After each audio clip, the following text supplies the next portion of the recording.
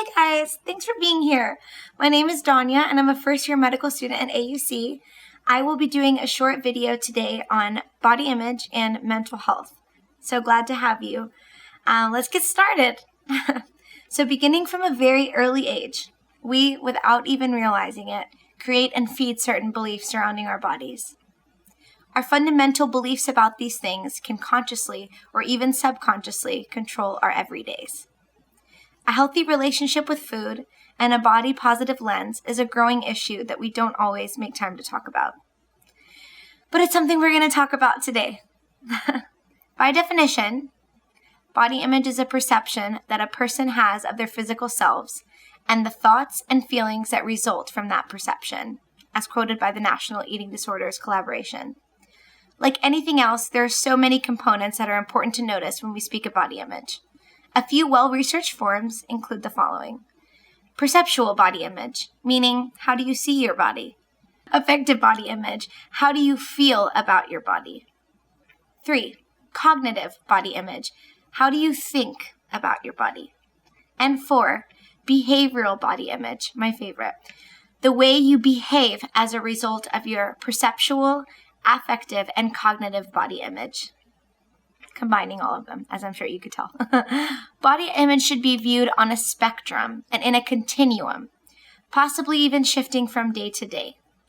I want to begin by reminding you that this is both incredibly common and completely acceptable, as this is a complex topic and one that deserves the utmost sensitivity. We can begin by giving the sensitivity and understandings towards ourselves.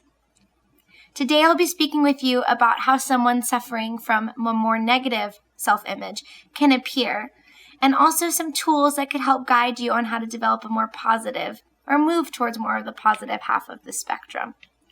Someone grappling with negative body image could feel strongly impacted in their daily lives, battling feelings of helplessness, isolation, depression, anxiety, general loss of confidence, and a myriad of additional factors which should impact their overall quality of life and day-to-day. These individuals could be at greater risk in developing eating disorders, body dysmorphia, and other mental and physical illnesses. Since it's so closely tied to our mental states, it could impact all parts of our daily lives. It's so important for us to take the time to check in with ourselves and to build a sense of connection to our bodies. How do you feel in your body? What thoughts do you have surrounding food? More importantly, how does the way that you think and feel about these things impact what you do and how you speak to yourself as a result? Right? As we journey throughout life alongside one another, let us instill in ourselves a sense of peace, respect, and excitement to learn about ourselves on this deeper level. Speaking is difficult today. Although it can seem daunting, building these relationships with our bodies is so doable. The following are a few ways that you can begin, as researched and suggested by the National Eating Disorders Association. 1. Focus on your positive qualities, skills, and talents. I know it's hard sometimes. For example, take a few moments to sit down and journal about 5 things that you admire about your body. Perhaps this is something like acknowledging the vast life it has brought you through, or an important time that sticks out in your memory. Give yourself time to reflect and appreciate the magnitude of good that your body allows for you day to day. 2. Practice paying more attention to the way you speak to yourself. Ooh, this is a hard one. And consciously integrate more positive self-talk and self-encouragement. For example, using affirmations that you connect with and repeating them to yourselves daily. Allowing yourself to continue adding to them over time. Perhaps starting with 3 to 5 that you enjoy, and then working to replace and capture negative self-talk, replacing it with a more positive and empathetic base language. This brings me to my next point. Working to acknowledge and reframe negative or berating self-talk. Each of these are powerful, but this one is particularly important in viewing ourselves and how we view ourselves.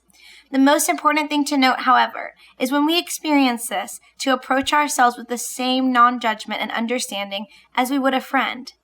Let us befriend ourselves in this difficult moment and try reframing this thought that we're having hand in hand with our highest self, who is so excited about the progress that we're making.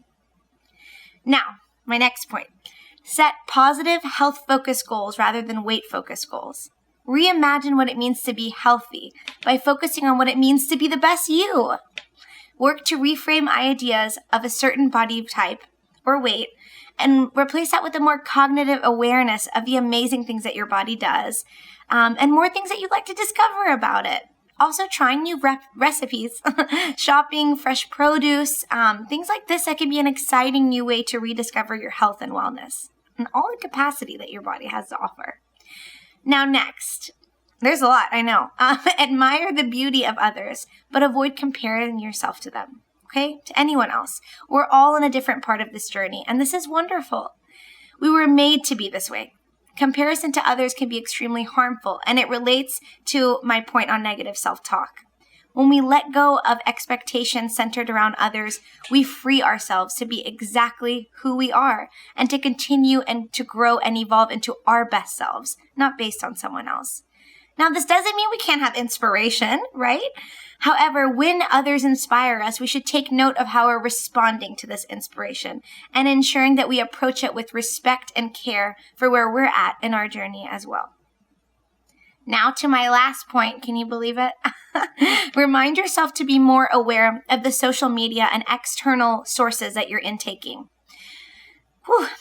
Perhaps taking intentional time to go through your daily intake in your feed and ask yourself how it served you.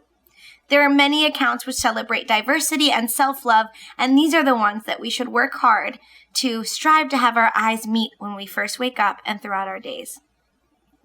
Finding a community that makes it their mission to build platforms which celebrate inclusivity and love is so important for our mental health. Here are a few suggestions to get you started.